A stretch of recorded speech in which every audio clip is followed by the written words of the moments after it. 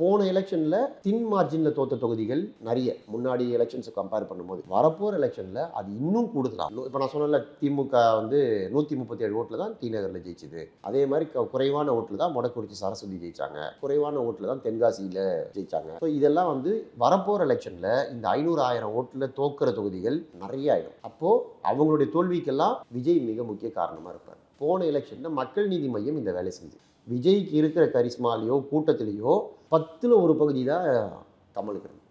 ஆனால் அது எப்படின்னா அந்த சின்ன பாம்பே இவ்வளோ டேமேஜ்னா நியூக்ளியர் பாம்பு எவ்வளோ பெரிய டேமேஜ் ஏற்படுத்தும் அப்படின்ற கம்பேரிசன் தான் இது.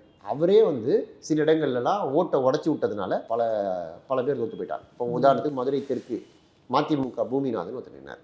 அவரை எதிர்த்து அதிமுகவில் சரவணன் ஒருத்தர் நிற்கிறார்.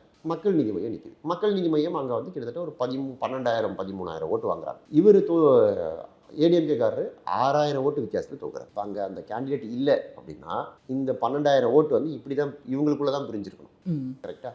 ஸோ இது ஒரு உதாரணம். இப்படியெல்லாம் மக்கள் நீதி மையம் அப்படின்ற கட்சி போன எலெக்ஷனில் பண்ண டேமேஜ் வந்து சின்ன டேமேஜ். அது ட்ரெய்லர், இது மெயின் பிக்சர். அப்போ இந்த கட்சி எவ்வளோ டேமேஜ் பண்ணோன்னு நீங்கள் யோசிச்சு பாருங்கள். அதனால தான் விஜயை பார்த்து உள்ளுக்குள்ளே எல்லாருக்குமே ஒரு அச்சம் இருக்குது.